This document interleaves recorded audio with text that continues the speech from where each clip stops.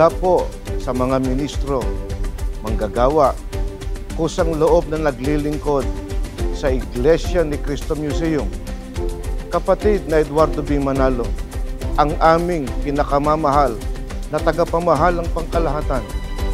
Sa pagsapit po ng inyong kaarawan, ay idinadalangin po namin sa Panginoong Diyos na kayo po ay puspusin ng kanyang kapangyarihan at dakilang biyaya sa patuloy po ninyong pagtupad ng inyong banal na tungkulin.